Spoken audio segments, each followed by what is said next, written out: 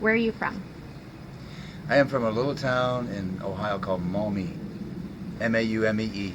It's a suburb of Toledo, which years ago I would never admit to that. I would go, I have Toledo. And now I'm like, you know what? I grew up there. I'm proud of it. Really glad I grew up in Ohio. And then, What was your first break? wow. My first break? I was at Northwestern University and I went downtown Chicago with the advice of my professor. Who said, you know, Dennis Zajac will be at the Victory Gardens Theater at this sort of window of time. You want to get into that play? Wait there for him and ask him to audition. I waited. He said, sure, come on in. I bugged him apparently every day for a week. He cast me and he said, I gave you the part because you never stopped bugging me. What have you been in? What have I been in? What have I not been in? That's a crazy, stupid question. 32 years I've been in this business. 20-some years I kicked around in a lot of things. IMDb me, you could wallpaper your wall with all the stuff I've done. Most people know me from Prison Break or Heroes or what else would I have done? I don't know. Oh yeah, the new one, sorry. Twin Peaks coming up and iZombie. All this stuff. I played 9 or 10 characters last year. I'm on Homeland right now. Prison Break comes out April 4th. Twin Peaks comes out May 21st. iZombie premieres April 4th along with Prison Break. I did a great... You want to hold it a second? But you did... No, incoming. Don't worry about it. I did a great movie called Dating Game Killer. It's on ID Network, which comes out, I think, this spring. And no, I didn't play the serial killer. I played the detective that goes after the guy. I counted them up. I got about half good guy roles and half bad guy. I did a great music video with Kiefer Sutherland. He's singing now, and I played his guy in it. It's a song called Shirley Jean, very catchy, waltzing Matilda kind of like song. And we just shot that. He texted me and said it looks freaking great. So, yeah, it's I'm a chameleon, and it's been a great year. How do you feel about this career? I always say I never go to work. I always go to play, and I go from one job to the next. And one of these days I'll look back on everything and I'll go, that was my career. But so far I have a lot of fun. How did you decide to become an actor? I always wanted to be an actor. I'm like one of those people that always knew what he wanted to do. My father's a veterinarian, and it would either been a vet or an actor. And I went to Northwestern because I thought, I could eventually segue into veterinary school if I wanted to do it that way. But I realized that I was my dad's right-hand man growing up. I held all the pets for him, all the dogs and cats. I got bitten right and left. I have so many dog bites on me. And I realized that he has tremendous patience for animals, and I probably, because I was bitten so much, he didn't get bit, I got bit.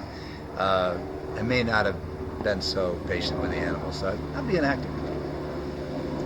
How would you describe your specialty or type?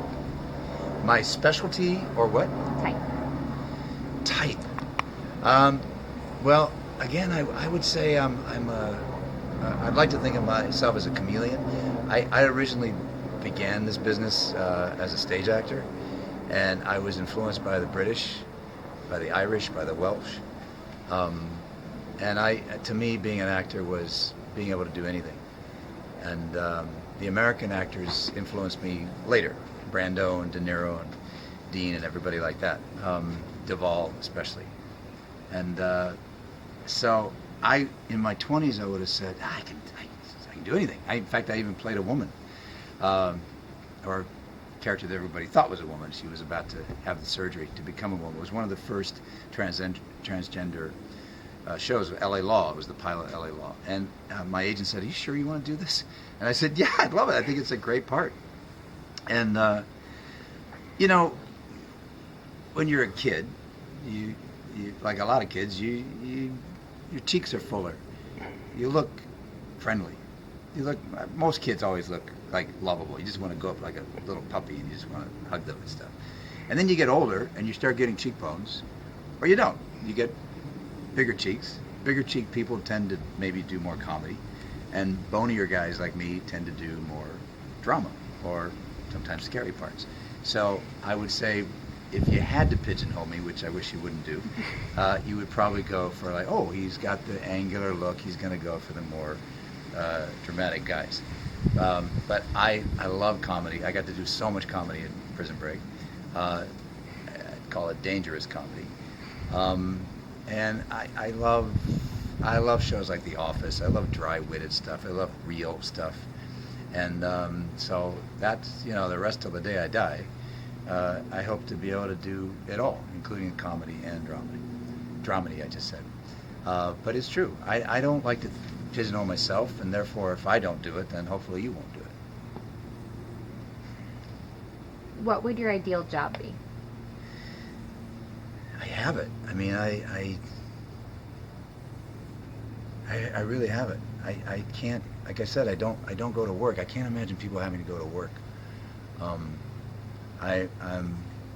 always be a kid. I'll always explore. When I first met David Lynch for Twin Peaks, I was amazed at how much of a kid he was, and that he really wanted me to do Twin Peaks.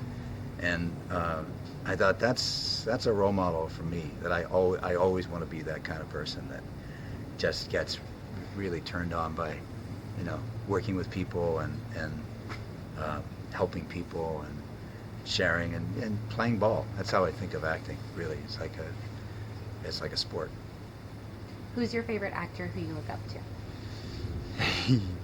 Anthony Hopkins, and I just met him, so I'll be able to tell that story sometime soon. But I think hopefully I'm also going to be working with him, but I can't talk about it yet because it's not done. But yeah, I also got to meet Robert Duvall. Several years ago, I was representing Prison Break at the Monte Carlo TV Festival, and I was nervous as crap because we studied the same way in New York, and I just love him. I'd love to work with Kate Blanchett. I'd love to work with Meryl Streep. I'd love to work with. I'd like to work with anybody who's good. I'm getting to the age now where I don't want to teach somebody. I just want to play with them in the scenes. Do you consider yourself to be lucky? Very. But I also consider that there's a lot of hard work that goes into this, and I'm really, really glad that I studied acting. I consider lucky in my life that I'm fortunate enough to have learned some life lessons finally, and got my act together with my family, and I love that I'm there for them and they're there for me, and in that regard I feel lucky. And as far as a career or jobs, then I go, yeah, I work really hard, and damn it, I deserve it. What advantages do you have? That's a really great question. I would say age and experience. Now, I think it helps bring focus, and that I don't take things so seriously anymore. I think that also comes with experience. It's nice to be able to lighten up. I remember thinking when I first moved here when I was 25 from Chicago and then New York, I was going, I gotta make this happen. I gotta make that happen. And it was too serious back then. Would you rather have a car or a diploma? A car or a diploma?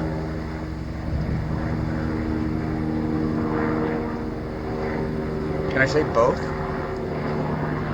I love to drive. I grew up in Ohio. I love driving in snow. I love driving in rain. I love driving in great weather. I love putting the top down. I love doing all this stuff.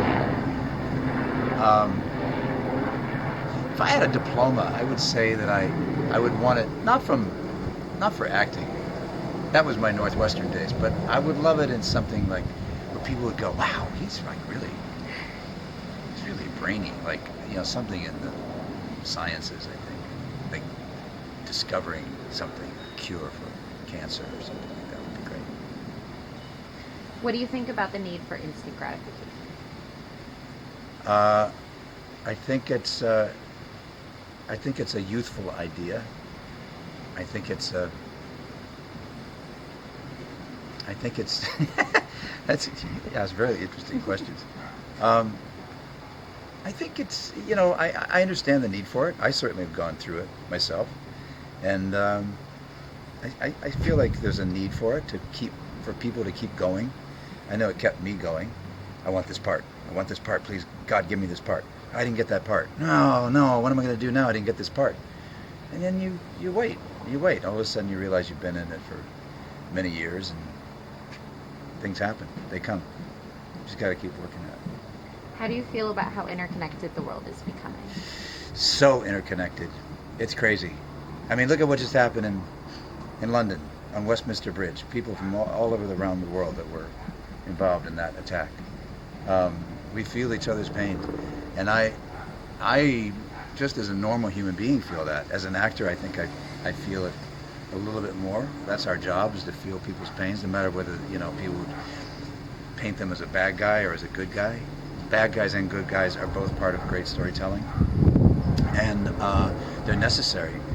And you know, if I can be a part of that storytelling, so be it. You know, whether it's the good guy, the funny guy, the ugly guy, or the hero. But I think to deny that, to say that we're not connected, I don't want anything to do with you. What does the future look like to you? The feature or the future? It's like, which feature? I got so many going on right now. I am so full of hope for the future right now. Not only in my life, but I feel like as a country, about consciousness, about us all coming together. It's really important, and I think we're right at the brink of facing a lot of issues that we all have to look at and say, we have to come together and work this out. There's no separation anymore. There's no me versus you. And I think the more people think that way, the more I think that way, the more luck I have, the more my hard work pays off. And I think as a people, we can do that as well. There are a lot of bad guys out there, and I think those bad guys need to be erased. There's no doubt about that. But those people also need to be heard. And there's a reason why the word terror exists in the word, because they're trying to create terror. Why? And at the same time go, no, look, buddy, let's talk about this, but you can't do that. You can't do what you were going to do. And I'm willing to be one of those people that goes, I want to listen to you, I want to hear you, and then I want to come back and talk to my people and see if we can't work something out here. As far as me personally, I think it's a beautiful open road, and I'm just riding on it right now with my diploma. How do you feel about having children? I love my kid. I have a 14-year-old, and my life is so much better because of him. Stop. Full stop. What challenges do you feel the world is facing today? Peace, getting along, communication, learning how to say I'm sorry. Yeah. What are you most grateful for? I'm grateful for my family. I'm grateful for my job after job after job, which you would call a career. I am grateful. I'm grateful to be alive. Driving over here, I'm really grateful that I didn't get killed coming over for this interview. What is your favorite way to communicate? Sign language. No, I wish I knew sign language. I think I can tell this. I had a date with Marlee Matlin years ago, who's just a beautiful woman and an amazing actress. And she took me to a Lakers game one night, and I could not communicate with her, and it was so frustrating to not be able to say, you're really cute, and I like this date. I didn't know how to. She read my lips, but only when I turned to her. She couldn't hear me when I was over here, so it was a little tough.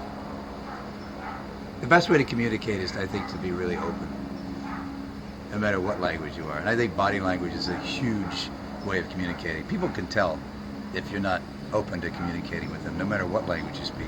I go all over the world. I work, I do Comic-Cons, I meet people. I can't go anywhere in the world where people don't know me. And I'm not sure I have a totally clear vision of the world now, because people know me from my work.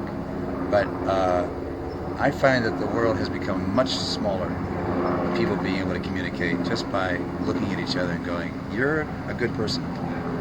I can trust you." I think. I hope. What is your favorite book, film, and music right now?